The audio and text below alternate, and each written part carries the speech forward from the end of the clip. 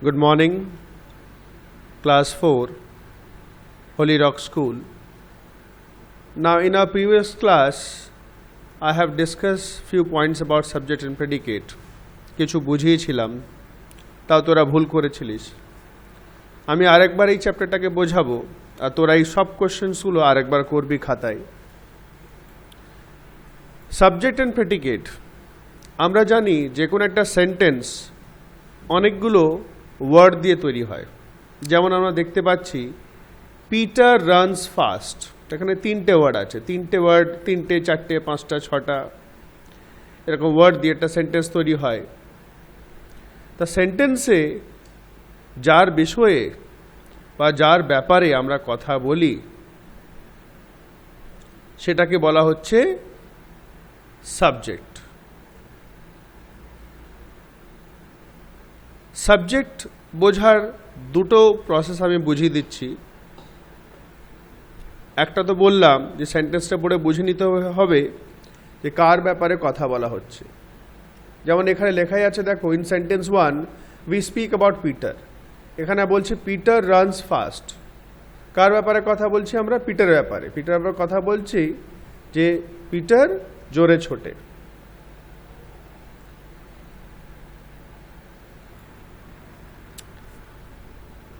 Similarly second সেন্টেন্সটা যদি দেখি, অশোক ইজ রিডিং। কার ব্যাপারে কথা বলছি? অশোক। অশোকের ব্যাপারে কথা বলছি যে সে পড়ছে বা পড়া করছে।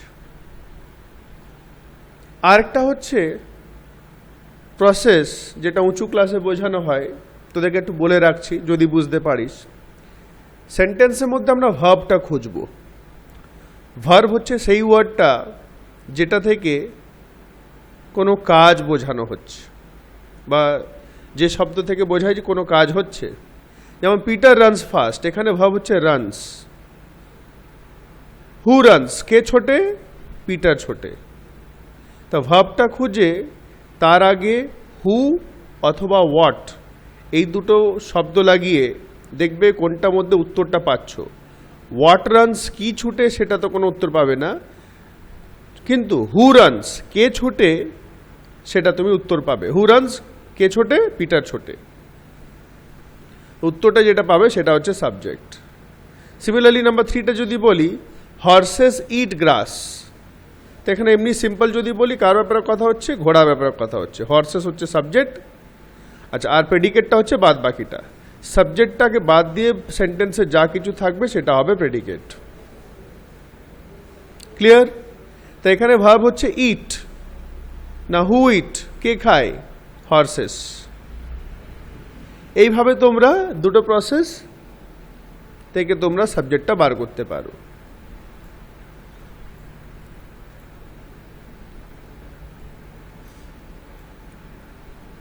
In number F, the following sentences are divided into subject and predicate. এখানে প্রশ্ন দেওয়া আছে, উত্তরও দেওয়া আছে। এটা সেদিন করছিলাম বা তোরা করেছিলিস, কিন্তু প্রচণ্ড ভুল করেছিলিস। এটা আরেকবার করবি।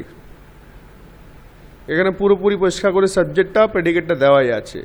আর আমি যে প্রসেস বোঝালাম সেই প্রসেসে এগুলো বুঝে নেবে, অসুবিধা হলে অবশ্যই জিজ্ঞেস করবে। Now number G, sometimes the subject is understood or left out. কখনো কখনো সেন্টেন্সের মধ্যে সাবজেক্টটা আমাদেরকে বুঝে নিতে হবে, বা সাধারণভাবেই সাধারণ জ্ঞান থেকেই বোঝা যায় যে হ্যাঁ কী হচ্ছে সাবজেক্ট। যেমন কামিন। কামিন যদি কাউকে বলা হচ্ছে কামিন, তা কামিন কোনো ব্যক্তিকে বলা হবে। যদি তুমি গেটে বাইরে দাঁড়িয়ে আছো বা কেউ ব্যক্তি দাঁড়িয়ে আছে, ধর তুই দাঁড়িয়ে আছিস, আমি বলছি come in, really means you come in, মানে তুমি ভিতরে এসো। তাহলে এখানে সাবজেক্টটা হবে ইউ। কে হবে সাবজেক্ট? ইউ। গো আউট, বাইরে যাও। কাউকে বলা হচ্ছে আর কোনো একজনকে বলা হচ্ছে, ইউ গো আউট, ইউটা হচ্ছে সাবজেক্ট। সিট ডাউন, যদি বলা হয় সিট ডাউন, কোনো ব্যক্তিকে বলা হচ্ছে, মানে ইউ সিট ডাউন। যদি সিট ডাউন বলি অথবা ইউ সিট ডাউন বলি, দুটি কিন্তু একই মানে, তখন কিন্তু ইউটাই হবে subject. Similarly stand up, run, stop, এই সবই দিয়ে কিন্তু এইটুকু, এই দুটো দুটো ওয়ার্ড বা একটা ওয়ার্ডে সাবজেক্ট কোনো লেখা থাকে না, কিন্তু এটা থেকে বুঝে নিতে হবে যে সাবজেক্টটা হচ্ছে ইউ, সামনে ব্যক্তিকে যাকে বলা হচ্ছে। So in all this sentence the word you which is left out is the subject. তা এই যে যত সেন্টেন্সেস আছে এই যে দেখতে পাচ্ছি আমরা একটা ওয়ার্ড বা দুটো ওয়ার্ডে, এখানে সবই কিন্তু সাবজেক্টটা হচ্ছে you. Exercise 1, read each sentence, write a subject for it. ছবি দেওয়া আছে, সাবজেক্টটা লিখতে হবে, ঠিক আছে। এবার প্রথম হচ্ছে আমরা জানি সেন্টেন্সের ফার্স্ট লেটার হচ্ছে ক্যাপিটাল। প্রিয়াংশু বেটা বইয়ে কিন্তু এগুলো সব মুছে মুছে পরিষ্কার করে লিখবে। First letter is always capital. এখানে ভার্ব আর আছে, আর ভার্বটা প্লুরাল জন্য ইউজ হয়, সেই জন্য এখানে অ্যাপেলস হবে, APPLES, apples are my favourite fruit. যদি ইজ হতো তাহলে অ্যাপেল হতো, ক্লিয়ার, অ্যাপেল হবে। Qutub Minar is the tallest building in Delhi.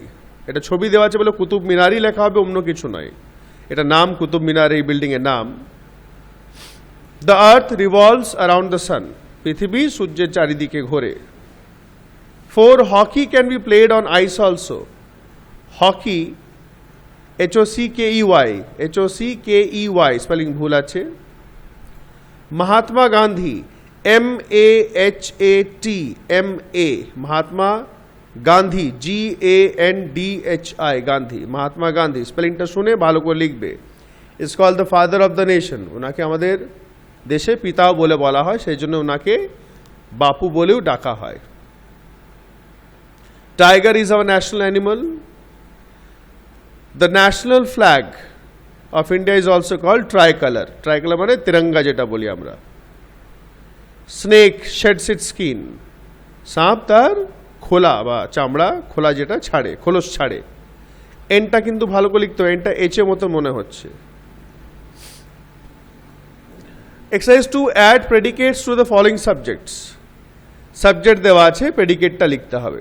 এখানে একটা কথা বলে রাখি, প্রেডিকেট এই নয় যে যেটা লিখেছো এইটাই সবসময় লিখতে হবে।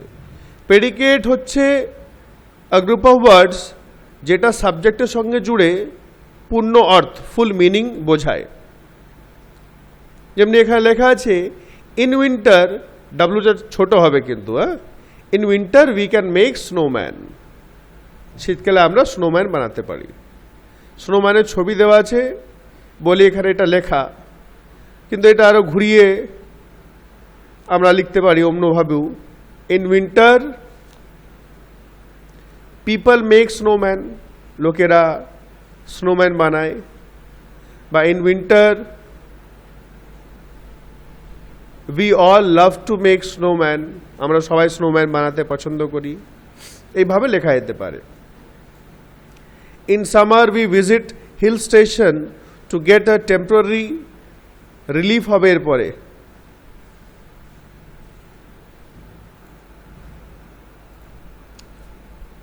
এখানে হবে in winter, in summer we visit hill station to get a temporary, TEMPORARY, temporary relief, RELIEF, relief মানে আরাম, from the heat, HEAT, heat হবে। এরা ঠিক করবে। গ্রীষ্মকালে আমরা হিল স্টেশন যাই, দার্জিলিং আছে, উটি আছে, যাতে আমরা গরম থেকে একটু রেহাই পাই। My favourite sport is cricket. এখানে অ্যাকচুয়ালি ছবিগুলো দেওয়া আছে বলে তোমাদেরকে ওই ধরনের লিখতে হবে, ছবি না থাকলে যা কিছু লিখতে পারি। আমি মাই ফেভারিট স্পোর্ট ইজ ফুটবলও লিখতে পারি। এরোপ্লেনস are the means of air transport, হাওয়াতে যায়, এরোপ্লেনস হচ্ছে হাওয়ায় যাওয়ার মাধ্যম। The postman delivers the letters, postman আমাদেরকে চিঠি ডেলিভার করে যায়, ডেলিভার মানে দিয়ে যায়। The trees give us oxygen, গাছ থেকে আমরা oxygen pi. A large crowd gathered, GATHERED হবে, past tense হবে। A large crowd gathered, GATHERED, gathered to watch the match, মানে বড় ভিড় জড়ো হলো বা জমা হলো ম্যাচটা দেখার জন্য। Stars are luminous ball of gas, এর জায়গায় আমরা আরো একটু সহজ বলে দিচ্ছি, লিখতে পারো stars twinkle at night, TWINKLE, twinkle at night। আর এখানে লেখা আছে stars are luminous ball of gas, luminous মানে যেটা আলো দেয়, আলো বেরোয়, বল অফ গ্যাস। এখানে দুটো কলম দেওয়া আছে, একটা কলমের সাবজেক্ট, একটা কলমের প্রেডিকেট দেওয়া আছে, কোন সাবজেক্টের সঙ্গে কোন প্রেডিকেট ম্যাচ হবে সেটা ম্যাচিং করা হয়েছে। তোমরা এটা খাতায় করবে এবং সাবজেক্টটা লিখে লিখে তার সামনে বড় ড্যাশ দিয়ে এখান থেকে প্রেডিকেট যে উত্তরটা হবে সেটা লিখবে। যেমন দ্য পোস্টম্যান, পরে ড্যাশ দেবে, যে তারপরে লিখবে brings us our letters. Number 2, an aeroplane dash, তার মধ্যে লিখবে ফ্লাইজ ভেরি ফাস্ট। খাতায় লিখবে, বুঝতে সুবিধা হবে, করতে ভালো হবে। এই টোটাল চ্যাপ্টারটা কিন্তু আজকে বসে বসে করবে। সকাল সকাল ভিডিওটা পাঠিয়ে দিচ্ছি, অতএব you have lots of time, সুন্দর করে নিও। Thank you very much. আর প্রবলেম থাকলে অবশ্যই জিজ্ঞেস করবে।